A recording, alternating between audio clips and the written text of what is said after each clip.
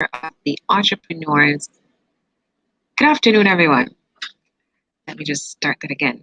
How are you doing? It is another Friday afternoon, and we are here for another feature of the entrepreneur's journey. My name is Keera Walters, and I am Assistant Manager in the Business Advisory Services Unit here at the Jamaica Business Development Corporation.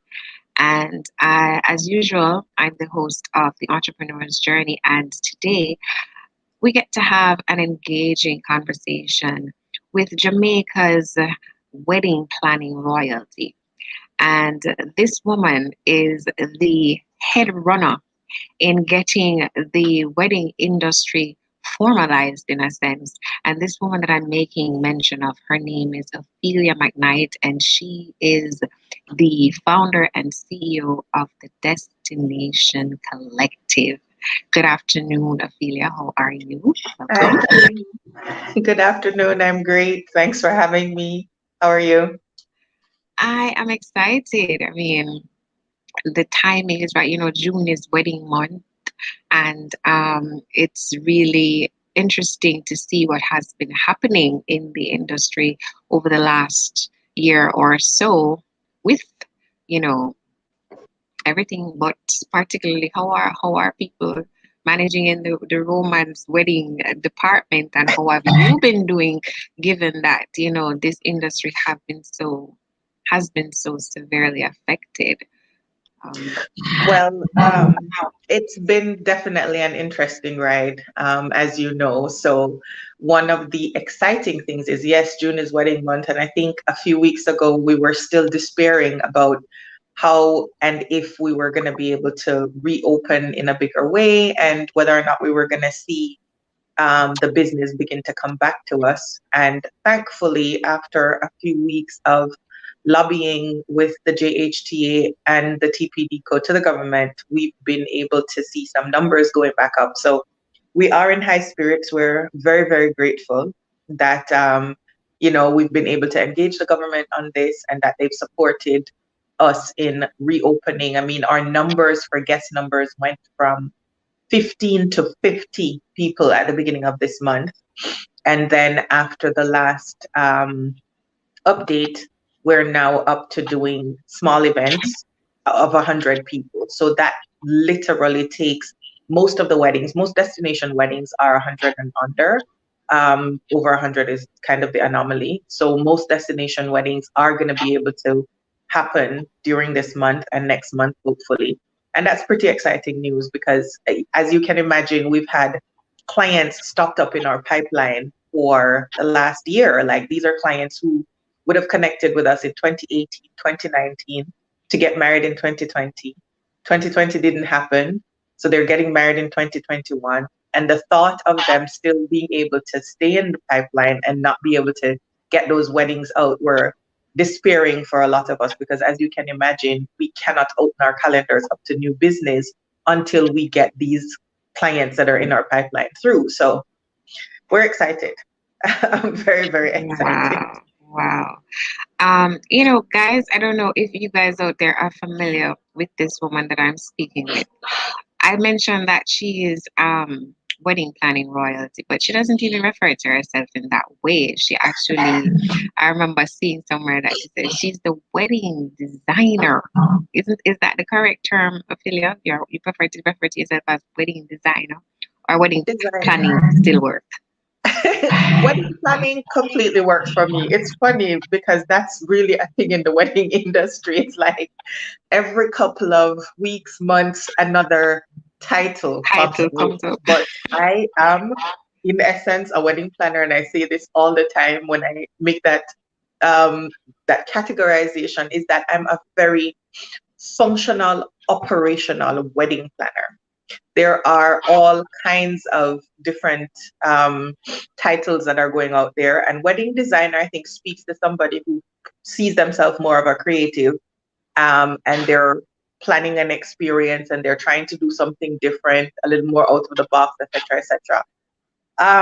My thoughts on that is not so popular because I keep saying to people, there isn't a lot of new stuff, cutting edge different things that happen in the wedding industry. It really is over the years a situation where you take something that has been done before and you make it your own for your clients, depending on what they're looking for. So wedding designer, and I'm not knocking designers out there who are creatives who kind of plug into their clients in that way, but I personally think of myself as a very practical operational planner. I am the person that puts everything together, make sure that all the pieces are together, wheels are greased, wheels are turning, everything happens the way it should based on what we've planned over the time that we've been planning. So for me, wedding planner works. That's what I that's what I claim. I'm a wedding planner. What, you've been in this business for over 2 decades. Yes. Tell us, that's a lot of that's a lot of experience rather. Yeah. Tell us what it is that from comparing to day one to today, how many thousands? What would you have learned about the necessity of having a wedding planner? Some people get married all the time. All the Why? time. Yeah, why would someone need a wedding planner, say 20 years ago, and why do they need some? What's the rationale and justification for it in this decade and this year, this time? Yeah. Yeah. So, I mean, I'll probably start by using a very old cliche term that wedding planners use all the time. And I always say to my clients when I talk to them, if you think it's expensive to get married, try doing it on your own without a wedding planner. And that is, for me, one of the major reasons that you need a wedding planner. You need somebody to help you navigate in the world of wedding budget, wedding pricing. A lot of the times, and you would probably know this, the minute somebody says, I'm getting married, your cost for whatever it is that you're requesting doubles. It happens. It's a special event, and people feel probably, you know, probably fair. People feel that couples have a little more runway to spend, a little more runway on their budget, and it's a special occasion, so they're happy to spend on that. But at the same time, there's some things that you can understand when something goes up a little bit, but at the same time, sometimes it's a little bit of gouging, and you need somebody in the middle who understands the industry, knows what things should cost, and be able to kind of help you to navigate that, so that one, you're not at the end of the day stretched in terms of your budget. But I think part of the reason too that people need wedding planning, and I'll answer going back to when I started my business, which cliche enough was I needed a wedding planner and I couldn't find a wedding planner. I mean, I'm aging myself, but this is way back in 1997 when I was getting married, and there was no wedding planner in Kingston, in Montego Bay, that I could find to help me get married. And which is not to say that there weren't people in the wedding industry and there weren't wedding coordinators, but those wedding coordinators were working for venues. And that's a whole different ballgame than having a wedding planner for yourself who you can talk to, who you plan with, who you co-create that day, that dream that you envision with, and somebody who's you are hiring so that they're your person, right? And that's a very different thing than working with a wedding coordinator who is hired to a venue and really is there to ensure that the venue is delivering all the things that you're booking from that venue, and to ensure that that's smooth for the venue. And I guess, as a result, it's okay for you to, when they provide some assistance. It's a whole different situation. So back then, definitely needed somebody to help me out. Couldn't find anybody. Had a group of friends that were getting married at the same time. And we all just kind of planned as a group, if you will. I mean, I would be ferrying brochures and wedding books and wedding magazines back and forth. And we would be literally having these big wedding planning sessions at my living room, dining room table. And that's how I kind of found myself there. Fast forward to now, it's still the same thing. Couples are looking for, and especially brides, and I single out brides because yes, I do plan with grooms as well, but in essence, it's mostly I'm planning with the bride. And they have their ideas of how they want, and especially in destination where obviously they're planning in another country. They don't have the resources. They can't go and meet with a vendor directly or go look at their property. Obviously, things are changing rapidly because now it's very easy to do most of these things virtually, and people have trended into that a lot. But at the same time, that touching, look and feel and being in the space, because it does make a difference when you stand in the space and you feel that energy of the space to know, this is exactly where I want to be, or let me try something else. So every bride is looking for that. They're looking for their person to help guide them to not just plan the wedding, but also to co-create with somebody who connects with them, that they can, because you do become all things for your bride throughout their planning. You become the wedding bestie. You become the person that helps them with etiquette. You become the person that stays, stands in the middle to help them to deal with their guests, to help them to deal with possibly a troublesome situation relationally, with whether it's parents or bridesmaids or so on. And I tell my brides, blame me for everything. If you need to say to somebody, no, I can't do this, no, you can't have a plus one, no, you can't bring kids, and that becomes an issue, blame your planner. Say, based on how I'll take it on. My back is broad. That's what I'm here for. So I think it's necessary, especially now, to just get through with all the information and all the choices that are available now. I think you definitely need to have a professional to help you wade through these wedding streets, and I think a lot of brides feel that way. And more than anything else, whether it's a small wedding or a large production, bride and grooms are definitely reaching out for a planner to just get them settled. So I want to just give us a little bit, give everyone who's watching and listening an idea of how this thing that you started out of your own need, how did it evolve into a business? How did it transition from swapping bridal magazines and doing shopping for your friends and yourself?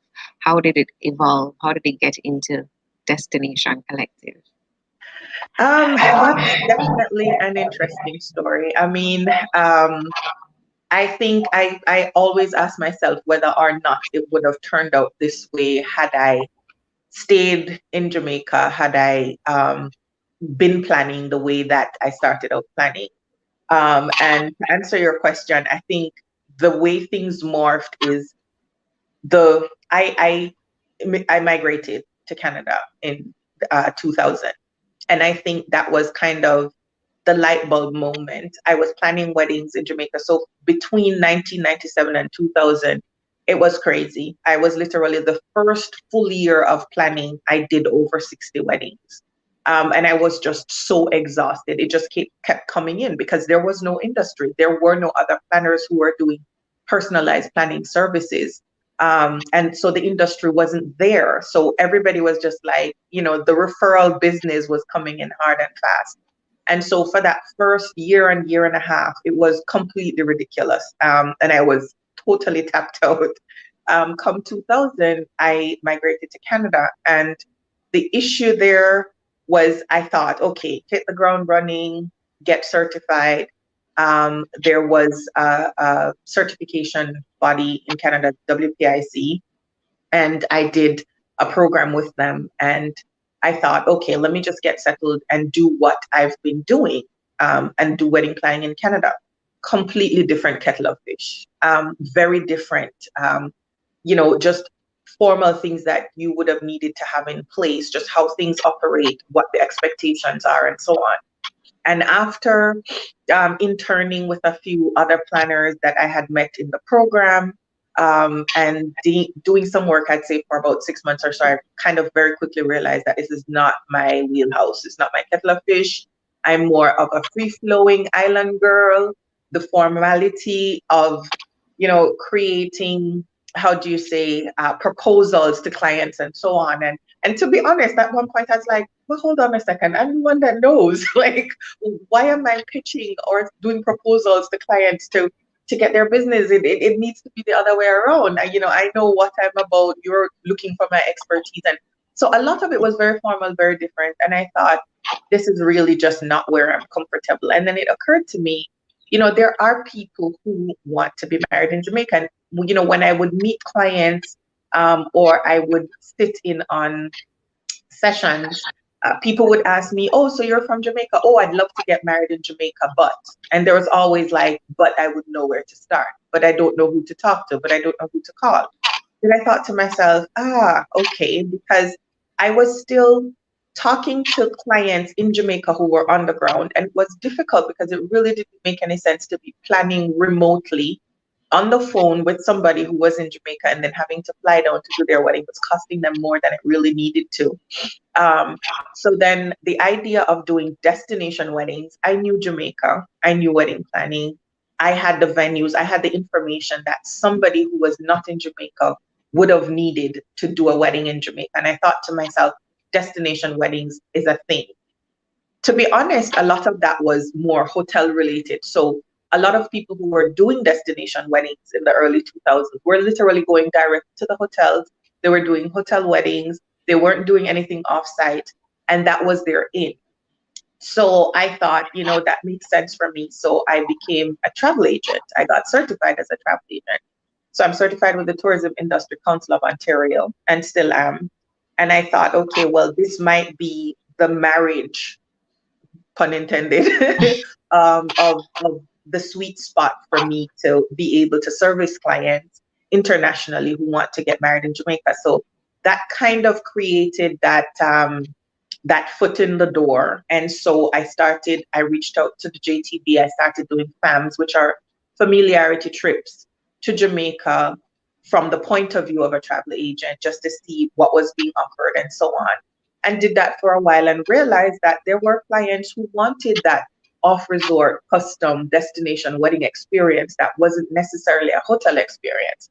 To be honest, I would say it wasn't very popular at the time. And doing what I was doing, I think I kind of got the side eye a few times from the hotel industry, like, why are you trying to take business from us? But then I kept saying, I'm not taking business from you, though. It really is a very symbiotic, complementary relationship that we have, because I'm putting bodies in beds. I'm still more comfortable putting guests of 50, 80, 100 into an all-inclusive hotel. I think they want that experience as well. They want to just pay for one thing up front and then just show up and not having to, pay for something else, especially if they're coming for a special event. So I was consistently putting bodies in all-inclusives, but at the same time, I really wanted my clients to experience Jamaica, the real Jamaica. And that's a lot of what they were saying. We want to do real stuff. We want to do Jamaica. We don't want to do just the typical free wedding barefoot on the beach. That's not what we want. We want a wedding that we could have had in our local area, but we want to move that to destination. And once I understood their needs, and once they understood that there would be that cost associated that would not look like the free wedding or the quintessential $10,000 wedding, which is something that's just like my pet peeve right there. Once I explained to them and broke that down and they were happy with that, then I pretty much, found my tribe, if you would, and found my niche. And so I've been consistently doing destination weddings to Jamaica. And I tell people all the time, I plan weddings for people who want to get married in Jamaica, love Jamaica, want that Jamaican experience, but want that higher level of custom off-resort wedding. So I think I found my peoples, they found me, and marriage made in heaven. Sorry for all the the wedding puns. That's quite fine. I love it. It's to be expected. Because what you do, it is really such a very personal service that you offer. There's nothing more intimate than getting into the same space as couples and their families as they're coming together to join and create something else. So use all of the love and romance and marriage puns that you want. So you just explained for us how it is that you found you basically what it is that your niche. You found your market and you found what the offering that would be your strength is. So you were doing this from Canada and you decided to make Jamaica the space that be the primary product, the primary market that you would be taking these persons into. But then you decided I want you to tell the story of how the registration you had to fight to get the registration done because I think it's such a hilarious but determined thing, as in being specific and wanting to ensure that this becomes something formal, that is not just another thing that's scotched onto something else, another industry, but you wanted to get the establishment of the wedding industry formalized.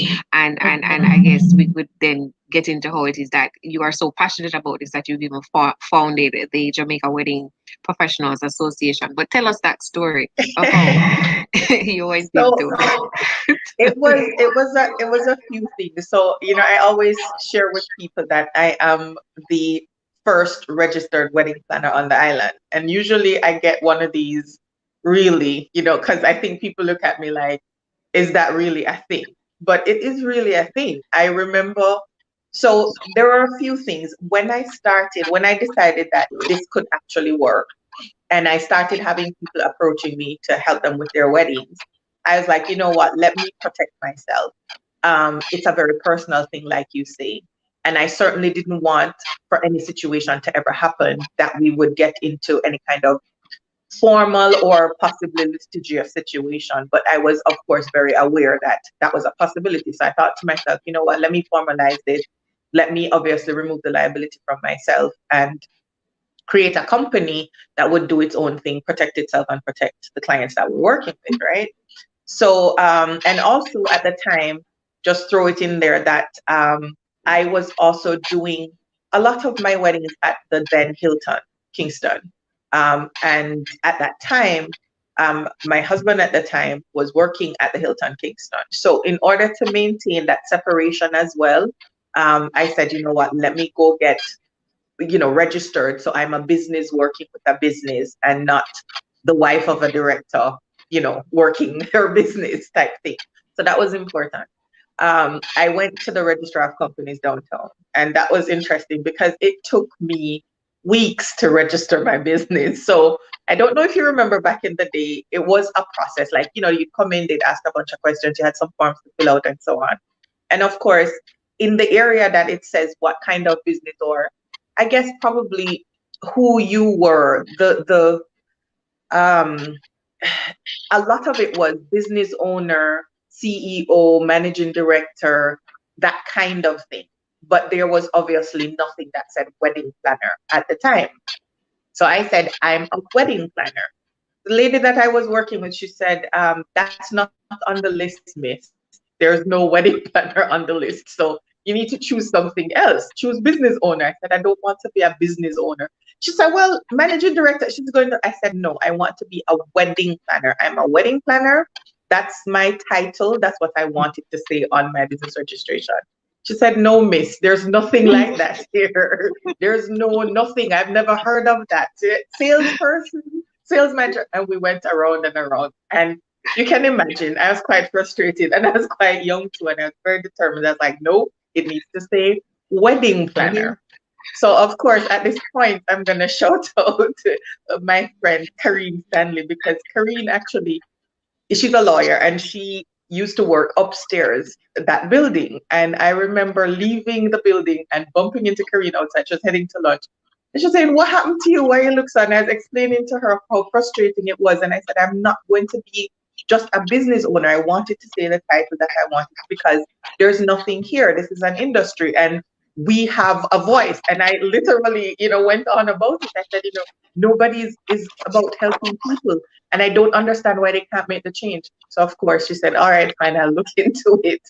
And I guess through conversations with the department, and I guess the conversation went something like, well, there are new businesses popping up all the time. There are new industries that are coming, and obviously a part of what should be happening is that we should be expanding and adding things as they're becoming a thing.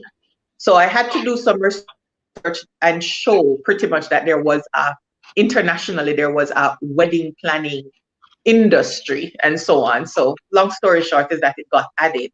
So the Bridal Affair, which is my very first company, the Bridal Affair was registered, and it was registered with me as the wedding planner owner slash wedding planner.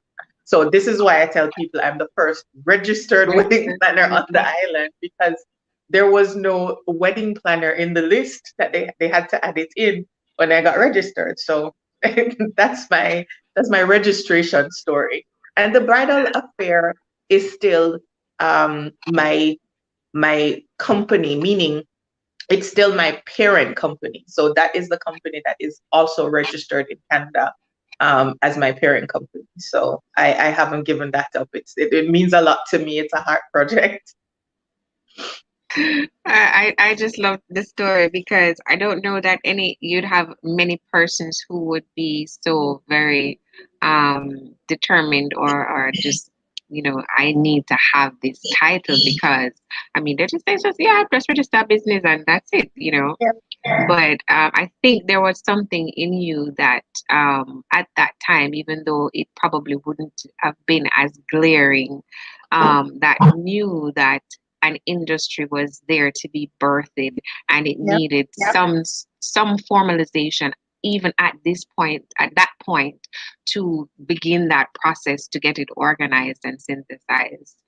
And I'm proud of you and thank you for making that initiative because I'm sure we have several who have followed you since then. The story you have told so far sounds like a lot of the stories that many persons would have had would share with you or with any one of us in terms of um, you having an interest, having a passion, a hobby, or something that they somehow pursued and then it transitioned into their livelihood. I would like for you to tell us at what point in time did you actually begin to see yourself as a CEO, as a business owner that actually is leading a business? That's an interesting question. And it probably will surprise you when I say it took a very long time for me to even think that think in the words of CEO. For the most part, for years and years, I was, doing what I do, doing what I love, paying my bills, um, and took for a great extent of that time too. It was the thing that I did to allow me to pursue other passions, like travel, like, go meet my clients, like have sessions in the US, because I did that for quite a bit for some strange reason. Um, Fun fact is that even though I lived in Canada, I never had Canadian clients, which is very odd, very weird. It's just been a thing. I probably would work with one or two Canadian clients for the year if I'm lucky, but for some reason, it's mostly the US. My clients came out of the US, I'd say easily 95% of that. And so for a couple of times in the year, I would do trips to major cities that I was getting most of my clients from. So like the tri-state area, I'd go to New York or New Jersey once or twice to Connecticut. And for some reason, I used to have a lot of clients out of New England. Don't ask me why, because at some point I didn't even know there was a New England. But I would take these trips and I would find myself somewhere in a hotel or something, and I would let my clients know that I'm going to be in your area at XY if you want to meet with me. Because of course, with destination weddings, I'm meeting my clients 2-3 days before they're married. They're getting on the island on a Wednesday, Thursday. I'm meeting them Thursday or Friday, and they're getting married on Saturday, even though we've planned for 18 months, sometimes 2 years ahead. So it was feeding my passion for other things. And I really just thought I thought of it as like a job, like everybody else. Didn't think of it as anything outside of that. And I think it took a while. I think what probably kind of made that switch a little bit is that the industry started to grow. And I think people started to see me as the Jamaican rep internationally. So my colleagues in the States, my colleagues in Canada, in the UK, I was, connecting with people. We had different groupings, Facebook groups, wedding planning groups, and so on. And every time somebody said Jamaica, I would get tagged. And after a while, people who I didn't know, who I've never heard of, my clients would come and say, oh, you were recommended by X person in Albuquerque. I've never met this person. So I kind of became that Jamaica planner. So whenever it was said in a room, Jamaica weddings, I would be tagged, or somebody would say, hey, I know this person who know this person. And after a while, people would reach out to me to say, hey, I'm thinking of, my clients want to do something different. They want to plan a wedding. So it just kind of rolled on itself. I think people started reaching out and just saying, can we get this information, or can you speak here, or can you help us with this, or, can you come to our session and do, a training on something. And after a while, I thought, this is bigger than just paying the bills, than just me doing what I'm doing for myself. And I've always And you were making some good money too, if I might just add. I'm not going to burst your business out into the public, but the figures you quoted, you mentioned to me, you were making some big company monies. I was, because that's the thing, and it's so interesting, Keera, because sometimes now part of my fight, to be honest, with local wedding professionals is that I can tell you, and they can tell you, for the ones that I've had one-on-one coaching, mentorship conversations with, it's been, you're not charging enough. The wedding industry is huge. It's a multi-billion-dollar industry worldwide. We barely scratch the surface of the amount of income that we can make and the amount of money that we can generate for the country with destination weddings. It's huge. And people are willing to pay for your expertise. If you know what you're about, people are willing to pay for professionalism and your expertise. And they don't want to do this themselves. They're not equipped. They know that they're not equipped, but they also don't want to worry about it. And it's funny because I say this to planners all the time. There are some clients, you're leaving a lot of money on the table, but there are also some clients who will not book you or touch you if they feel like you're not charging enough, because what it's saying to them is that you don't know what you're doing.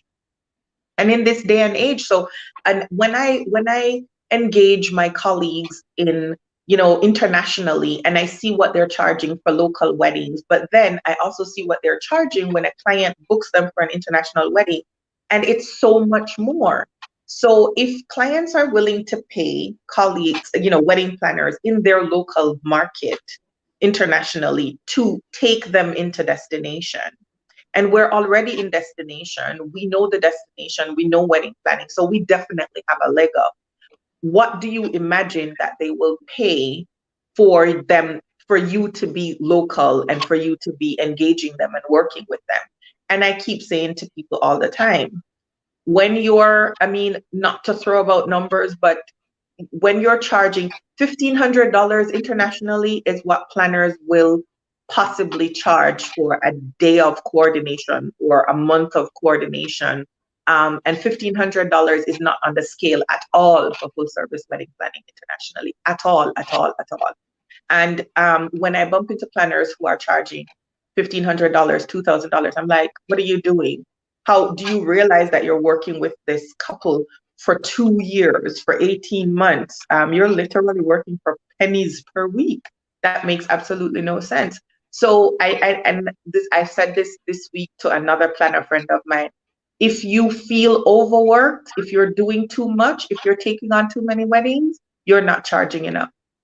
It simply means that you need to cut the amount of weddings that you're doing and charge more, because the whole process is you can't be all that you can be for your clients if you're overworked and you're underpaid. So it is a very lucrative market. You have to the one thing doesn't work for everybody. There are different ways to price your services, but you need to know your worth, and you need to understand that there are clients out there that are willing to pay you for your expertise. But I will also always just add an asterisk in there to say, but you need to bring it. You need to know what you're about. You need to be able to do the job. You need to be able to lead your clients, protect their budget, because that's your job. But you need to once you know what you're about and you have that in place and you can deliver, then clients are very willing to pay you for that service. Very willing. So it's a lucrative market. It's a lucrative market. I want you to. You are an alumni of the JBDC Accelerator Program. You're actually, I think, in cohort 1. And Right.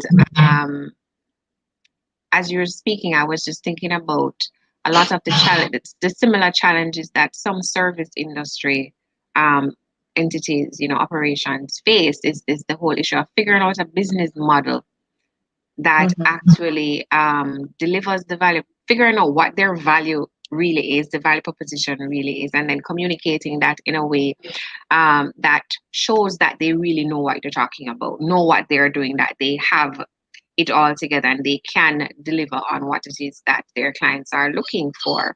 And it sounds, can you maybe give your perspective on it now, of is it that you do you think that you were actually figuring out that business model, because there was no playbook, there was nothing there to say, okay, this is how you're supposed to do it, but because of your experience you were actually figuring out what the business model for this wedding planner should be in this space? And because in Jamaica there is no the industry was so underdeveloped, you are now in a position where you can say, hey, in a service, like with any service business, you need to know what the value it is that each of your staff, yourself included, brings, so that you can appropriately cost and then price your offering. Because what you're saying is you would end up then running your resources dry, and the resources in this case are you. The resources are you, the people that make up and run the business. And so you have to design the business model in such a way that it supports you and supports the sustenance of the operations. And a lot of, I think I've done, it's a very different industry in that a lot of the companies in the wedding industry are very small. It is very hard to find many companies who have, let's say, over 10 employees. I think probably the area of the industry that has more of a bigger complement of staff would be design and decor, or decor and florals. Outside of that area, I think most companies have 5 or less employees. And as a consequence, the human resource is precious, and the human resource has to be multifunctional. And it's hard. It's a very individual kind of model building, and it's hard because it took me years to come up with what worked in terms of pricing. There's so many pricing modules out there from different areas, and not everything is going to work in every situation. And again, like you said, the Jamaican situation is also very different. One, because we're smaller. 2, because when people think of destination, what comes to them immediately is resort, all-inclusive resort destination. So they don't consider that there's a smaller group of stakeholders that are separate planners and wedding and event professionals who have separate businesses that they all come together to make that work. And in those separate businesses, it's very hard to price yourself because people are looking at, okay, let me see what somebody else in my industry charges and see if I can work it that way, which it doesn't always translate. What you're bringing, the value that you're bringing. So let's say, for example, somebody other than a planner, like a DJ, for example. Jamaica has a lot of DJs that have transitioned into being wedding DJs. I mean, they're typical party DJs and so on, but now they're doing weddings. Party DJing is a completely different kettle of fish. The cost, what people are charging for that versus what you're going to charge in a wedding. And when you look internationally at DJs for weddings, there are DJs who consider what they do to be full on entertainment, custom design. They literally create full on playlists, they customize different things, and it's that experience that you're selling. It's your knowledge of a certain type of music, whether or not you're great with Afro beats or Haitian music or Caribbean music, you know, having that world beat worldview. So it's a completely different thing. And it's, again, like you said, always very hard to kind of crunch down and figure that out. But what I always tell people is, again, when you look at main stage, when you look internationally, you see what other people are doing, you have to always come back home and determine that you're running a business. You have to work it down to, okay, how much am I earning for the time that the timeline of planning in destination is much longer? We're planning 12, 18, you know, up to 24 months ahead. How are you going to sustain yourself when all that you're doing is, you know, you're collecting deposits over time? How are you going to, our business doesn't come in, it's not normal, it's not regular. You have expenses, you have regular expenses and irregular income coming in. So it's kind of trying to figure that out. And then when you do figure that out, it may or may not be in the regular realm of pricing. You just need to understand that when you place a value on yourself as a business owner, on the service that you're providing, then you go out and ensure that you deliver that service, that you're placed that value, that you've put that value to. So it's a lot of moving parts, as you know. Modeling in this industry is always going to be a consistent kind of movement, and it's never the same for one person. Pricing strategies, you can teach pricing strategies and discuss pricing strategies, but finding something that works is that I think is a very personal situation, and you just have to be very cognizant of what you bring to the table and how you relate that to the client. And once you find your niche and you find that sweet spot where you can comfortably say, this is what I charge because this is what I'm worth and here is what it is, then, you know, you'll find your tribe, as they say. Right. So I wanted you to give us an idea of what your journey, what was your process getting into the accelerator program, and what was that like, and what was probably the biggest lesson that you took away from participating in that? Okay. So that's interesting. With the accelerator program, I had just come back to Jamaica in a way, meaning, so for years it was the side of planning from Canada, coming to Jamaica when necessary, making multiple trips for the year for weddings, for previews, and so on and so forth. And to be honest, like, this is my 24th year in business. I was getting tired. It was beginning to take a toll, the amount of traveling. I felt like I was living out of a suitcase. I was on a plane all the time. I mean, even fun traveling was getting to be tedious at this point. So at one point, I just thought, you know what?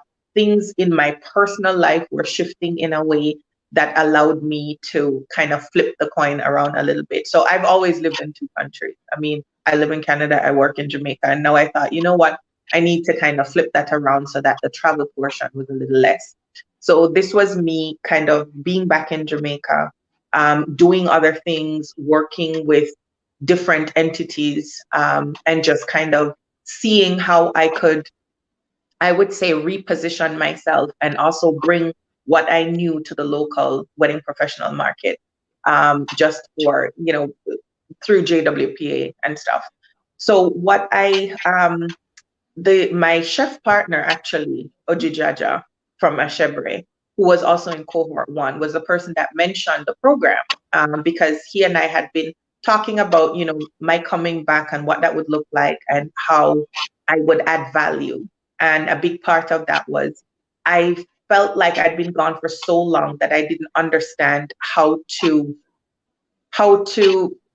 move around in the business segment in Jamaica. I hadn't done that. I had been registered, but I'd left so quickly that I didn't kind of know how to find my feet moving back. And this is moving back and having a company, a local company that was an arm of my company in Canada so that I could comfortably operate in Jamaica and, you know, just having everything on my I's dotted and my T's crossed in terms of operating a business.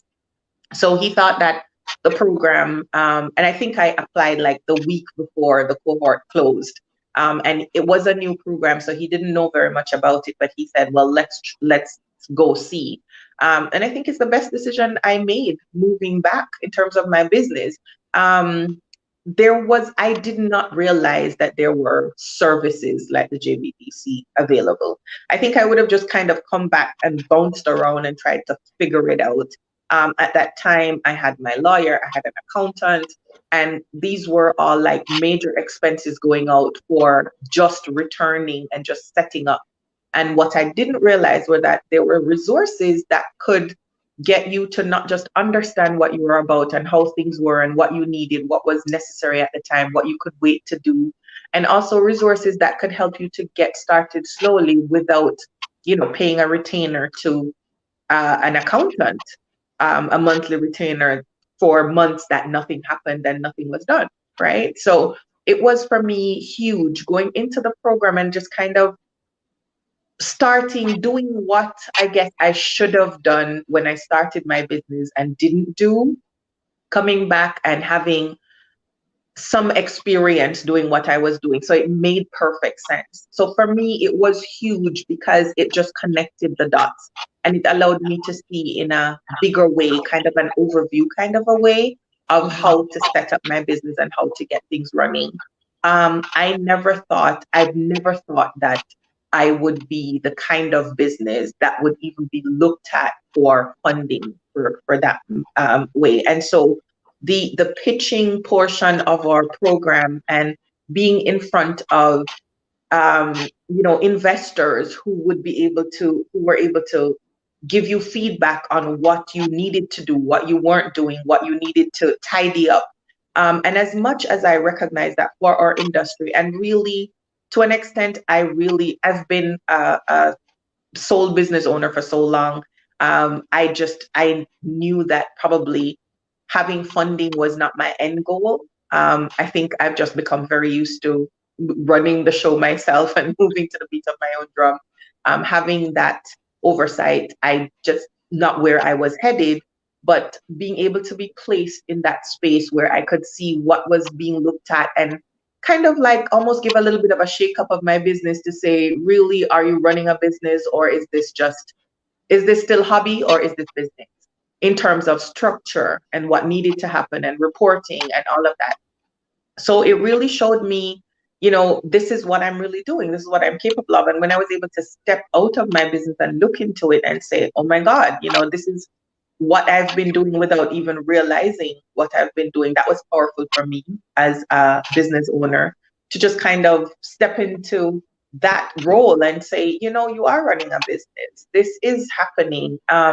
Also, just the understanding of the fact that I earn in hard currency, and that is a huge part of, impacting GDP and so on locally, and understanding that, so I was better able to communicate that to other local wedding professionals coming into the market. So there were a lot of things that happened, and also recognizing, so walking that path as well with Ashebre, realizing that there are people in our community or wedding community who need that capital investment, and being able to say to them, these are the steps, this is what you need to do, this is how you need to structure your business to be able to do that. And that was important to me at the time because I was already beginning to think of how to support local wedding professionals, and the Jamaica Wedding Professionals Association was already a full-on thought out situation that I had,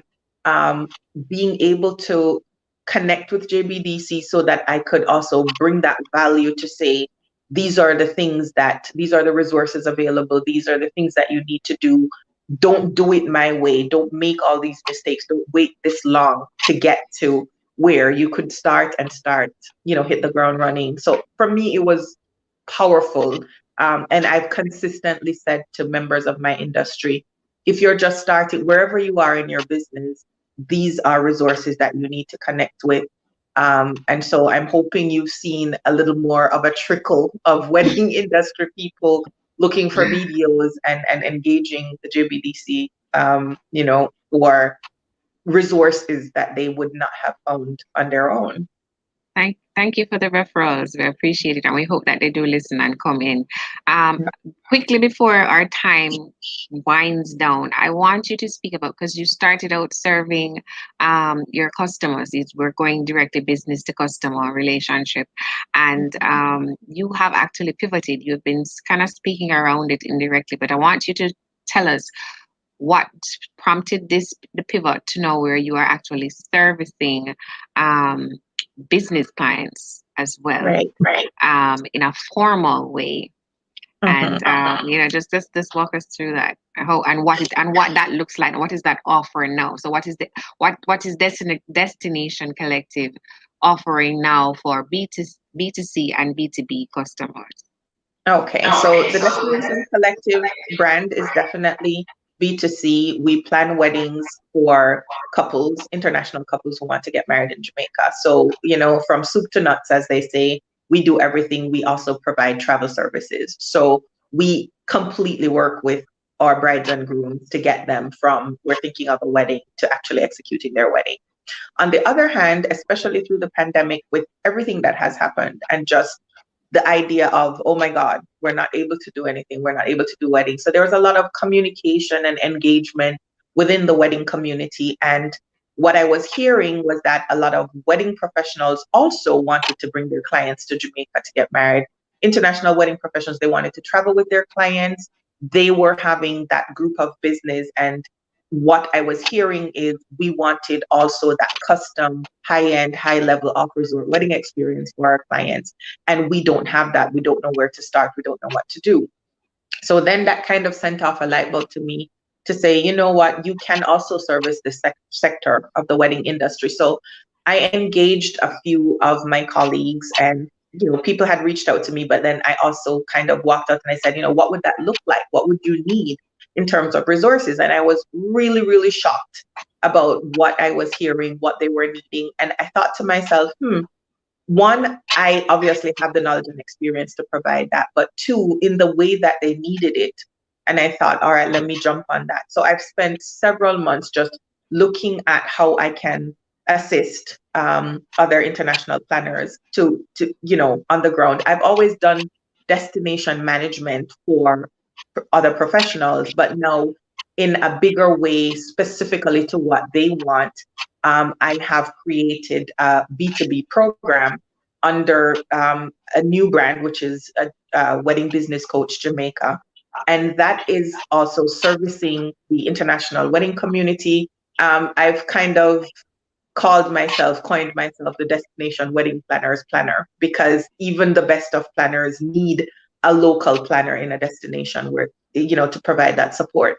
So in that role, I provide venue support, vendor support, and day of coordination management, all of that. So what I was finding, or what I was hearing, is that they were having difficulties because they didn't know what those off-resort venues were. They couldn't find them. They couldn't find pictures of them. They didn't have a walkthrough, so on and so forth. So I'm plugging that hole. They also wanted to work with vendors, but again, as with everything, you find somebody on IG, yes, their page looks great and so on, but there's no way for them to vet that vendor. And so they were wanted to rely on my expertise to say, well, the island, your vendors, you are, also with the JWPA connection, you can help us to find vendors that will be able to support us at the level of our brand. And that particular phrase is really important, because a lot of these planners are already established planners. They have a brand, they have a certain level that they need to deliver, and that's not going to change when they go into destination. And they were really looking forward to my expertise to help to connect them to those vendors on the ground that can support them at that level. So they don't have to worry about watering down their brand offering. So that's been the secondary project. I've moved into that role. I am now working on my first live in-person workshop in Jamaica for that group of vendors. They are very excited. I've gotten a lot of very excited calls over the last bit to say, Jamaica is open. I saw this. When is this happening? When can we come? So I'm putting together my first group of, I would say, live in-person workshop. So it's going to be a 4-day, a 4-night, 5-day event, and they're coming in. They're going to be meeting vendors. They're going to be doing tours through certain properties that we've shortlisted for them. And literally, we're going to be moving them from one end of the island to the next. So it's going to be very intense, but I think it's going to be great. I'm looking forward to it. They're very excited about it. So that has been the secondary role. So I'm still wearing multiple hats as I usually do, and there's still a lot going on. And you know, with planning and just like keeping everything together, I'll be able to roll through and function in all the different roles, effectively, but all with a common purpose of just bringing people to Jamaica, going hard on destination Jamaica, and just, showing the world what we're capable of. Well, congratulations on this new addition and this pivot, because I mean, there are a lot of persons, a lot of businesses who, because of what happened during the pandemic period last year to now, they haven't been able to make a pivot to find another avenue for sustaining operations. And it's great that you were able to find some way of continuing even within the sector, but just finding a new customer segment that would allow you to grow. Yeah, so congrats on that, and I hope this trip that it's not a trip, it's an event that you're hosting. I hope it goes really well. My best wishes to you on that. I would like to just give a moment to remind persons that you can participate in the conversation. If you are on any one of the social media pages, you can send your comments and so on. And if you want to ask Ophelia a question or just make a comment, you can do so, and you should be able to get it. So that's your note. We have about 3 minutes to go, Ophelia. So I want to just give you the opportunity to say some final words to, I know you're the head of the Jamaica Wedding Professionals Association now, but even outside of the wedding industry, just young entrepreneurs on a whole, what word of advice would you give to young entrepreneurs coming up, especially those that are perhaps coming up in emerging industries, areas that there's no set role and no set model yet per se? What do you say to them to, guide them so that to navigate and build out based on your own learnings? I would say if you have an idea, just go for it. You'll always have people who will tell you this can't work, that can't work. People will only come at you from the level of where they're at. If they're not where you are, then they can't advise you. It's the same thing as saying to people, don't take marriage advice in your marriage from people who are not married. So if they don't know, they don't understand, yes, they're going to have thoughts about it. For all intents and purposes, ignore that. Do what you feel passionate about. Do the thing that sets your soul on fire. Yes, it sounds cliche, but it is what it is. Also recognize that there's a lot of information to be had even outside of your industry. So if you see somebody who you consider to be successful, who you think you can learn from, approach them. I will also say a lot of business owners are approachable. They are open to providing information. They're open to having a chat with you. Find somebody that you look up to in business, regardless of whether or not they're in your area of business. Reach out to them.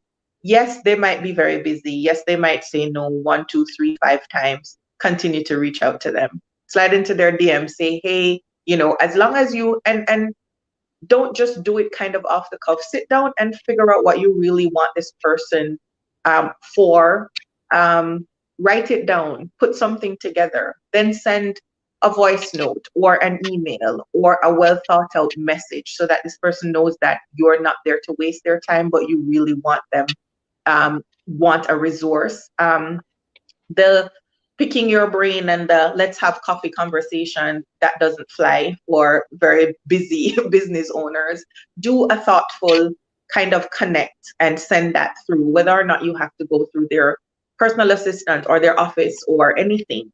But just reach out to them and choose a couple of people, because you might not be able to get the attention of somebody that you want to deal with one person right now, because you don't know what's happening in their space, in their life. But consistently reach out and find people who are doing it, find people who you see are having the success that you want, reach out to them, listen, read books. There are any amount of books out there that can help you. Your mindset is going to be huge in this day and age with all the noise and everything that's going on with everybody. There is just way too much to distract you.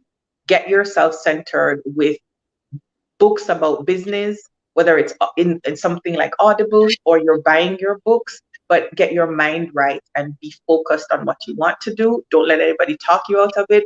Parents, family, you name it, spouses, do what sets your soul on fire. Do what, and put in the time, hunker down, and just get it done. It's not going to be easy, but it's going to be worth it. Okay, well said. Follow the passion. Don't listen to the naysayers. Find a mentor and work on the mindset. Excellent advice. Thank you so much, Ophelia. And we are now just at the end of our feature this afternoon.